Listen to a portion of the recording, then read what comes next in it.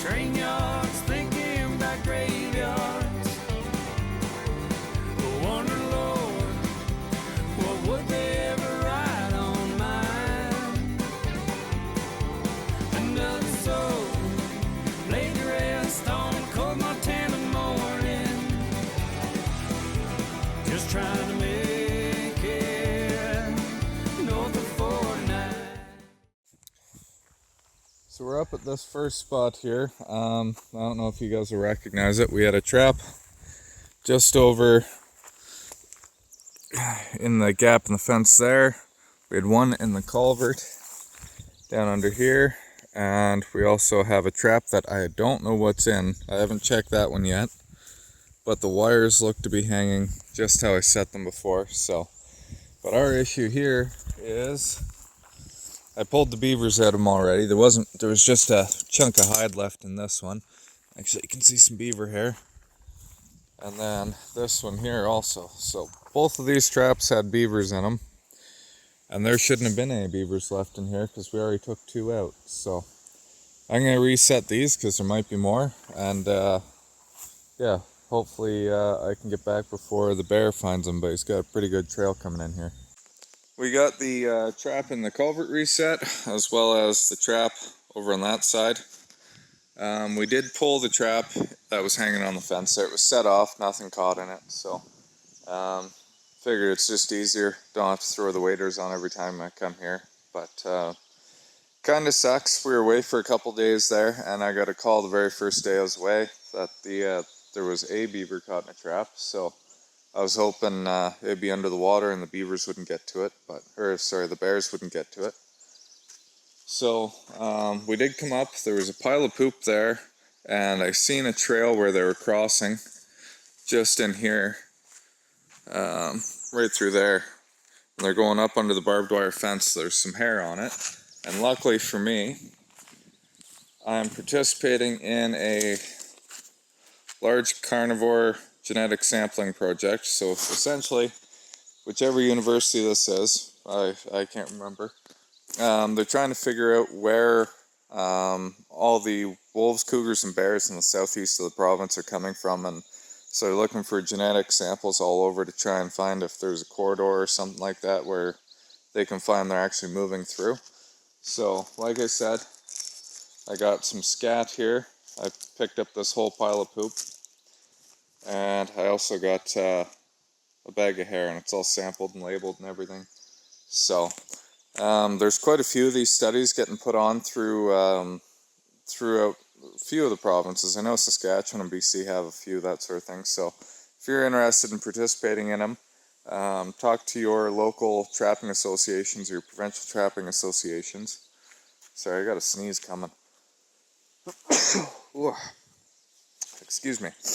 But yeah, there is some money involved with some of these studies. I don't think this one pays anything, but I know the weasel study last year, it was $100 per weasel carcass.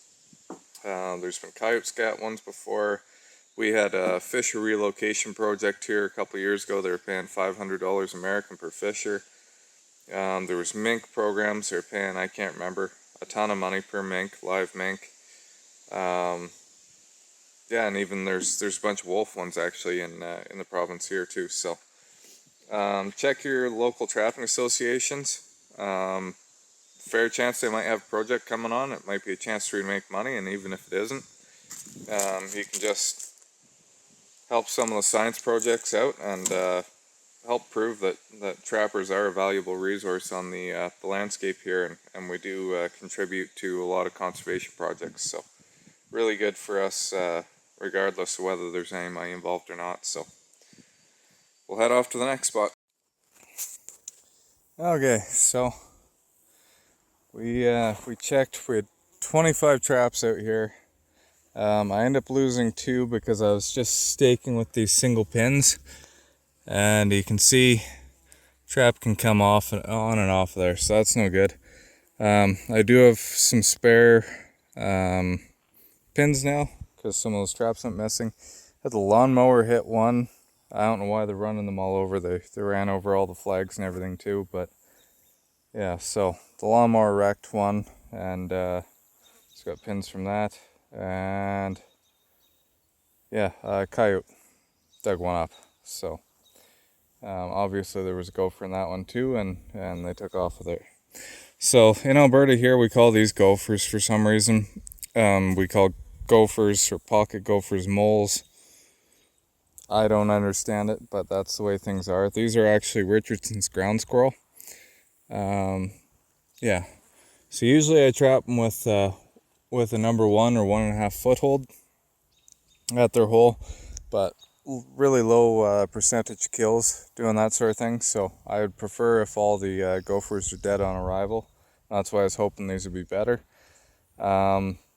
2 of the 3 of these were still alive, and like I said, there was a couple traps that got taken because gophers were alive too long in the traps. Didn't kill them right away. So first check, first day, not 100% satisfied with them, but how I'm setting them is just inside the hole like that, and I kind of wiggle them so that they set down in the hole a little better.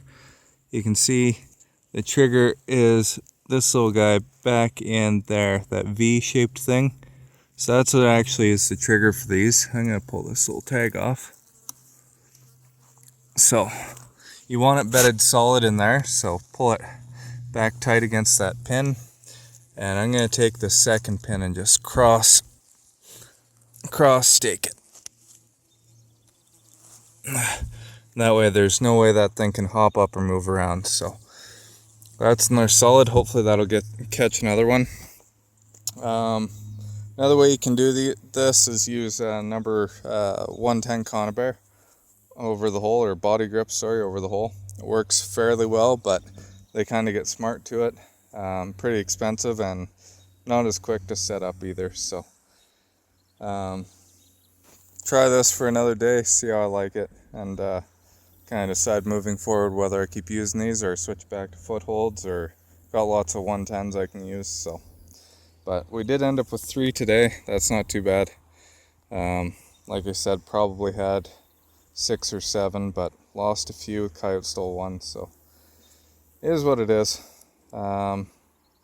Yeah, beaver trapping was, beaver trapping. So morning, guys. It's next day already here. So yeah, back up to this culvert where the bear took our beavers here yesterday. So I checked this trap here. It's still in there. We took that trap off the fence when we were here yesterday, but I don't know if something dragged it out of the water, or that's just where he ended up. It doesn't look like anything was chewing on him, but he's got some bite marks here. I still can't believe there's more beavers in this spot. There should only been 1 or 2, and I don't know. This is at least, well, we had 2 here before. We caught 2 or 3 before that. So yeah, this is number 5 or 6 that I can remember anyway. So something did pull him up here. There we go. Yeah, so yeah, at least we made it up here before the bears got up here, or got to him. So that's 1 for the day. We got 2 more spots to check. I already checked those gopher traps this morning. Didn't have anything in them. Nothing was even set off. So I'm gonna have to do some more research on those DK-1s and see what the heck I'm doing wrong, and maybe try and adjust what I'm doing a little bit to improve our catch rate there. Either that, or I'm going back to footholds and little 110s. So either way, we'll figure that out, and we'll catch a pile of gophers at that spot. So we'll get to the next one. Back at this spot here. So it's been well, actually it was on Monday there. I pulled one out of here, and we had something ate part of it as well. So I was able to take most of it home, but the casters and tail and the back end were gone. So been about a week, haven't caught anything, but I do see there are tracks down the mud. Let's see what's here. Looks like just coyote. That's a beaver track there. So there's probably still something, and these are all pretty rounded off. You can actually see this is smoothed off, so something Probably a beaver's been crawling up on there. But, so there's more around. I'm going to leave this trap here again until we get that pond leveler put back in place. I don't want them to get inside and plug the culvert off. So this is the spot I set a trap at yesterday. You can see the water is right up to the side of the road. And so there's a culvert that goes just under where the flagging is. And then behind that, they've got this dam here. It doesn't block a lot of water up. It's maybe a foot and a half it's holding back there.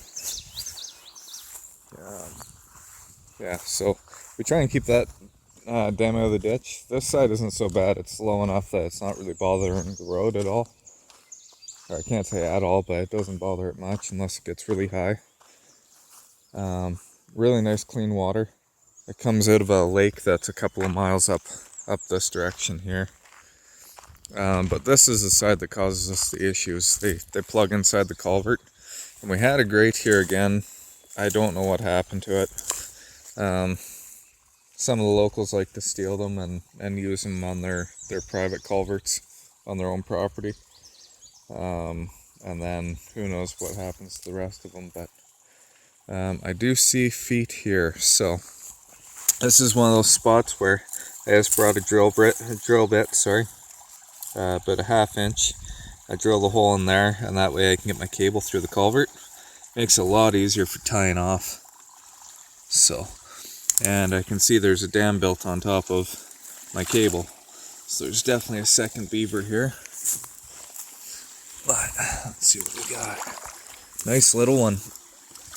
So I'm gonna pull that out of there. I'm gonna be away for a few days here. I'm going bass fishing in BC. I'm gonna leave. I was hoping to leave about an hour ago, but looks like I'll be leaving in about an hour and a half. So I'm actually not gonna set this trap back up because I do need some beavers for the speed skinning competitions here at the trapping rendezvous in a couple of weeks. So I need them nice and fresh. This one unfortunately is too small. The last one we caught might be a little bit bigger than we want, but beggars can't be choosers, so I'm gonna save what I can, but no point in wasting them if I can use them. So I'm gonna pull this trap out of here and we'll come back on Tuesday, I believe, and reset. So got lots of space here. They're not gonna plug to the top of the culvert, I don't think. So that's kind of the plan for that.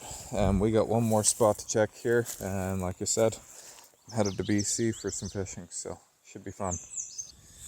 Well, last spot of the day. This is where that gizmo pond leveler is, and the water's far enough down that you can actually see the pipes right in there. They go out to that post out there, so you can see the water's down here, so it's no longer affecting the road. That trap is still set. Let's see. And let's see about this one. This one is also still set. We're going to leave these for a few more days. I see there's fresh beaver tracks right there. So, I'm going to leave these set for a few more days. And, let's see, did they build it back? Yeah, they've started building and, building in there again. So I'm not really sure how they're getting around it.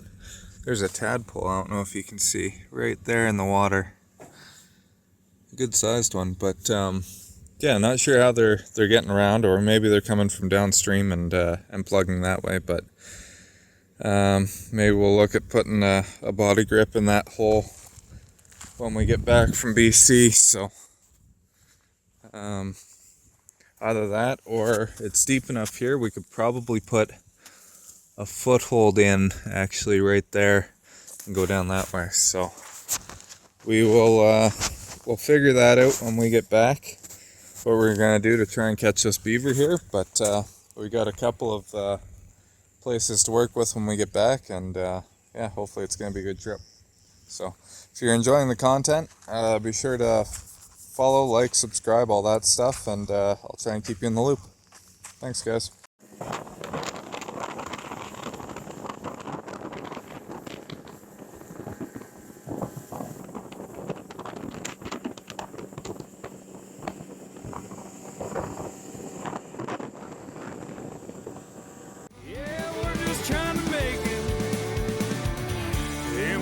Rutherford now.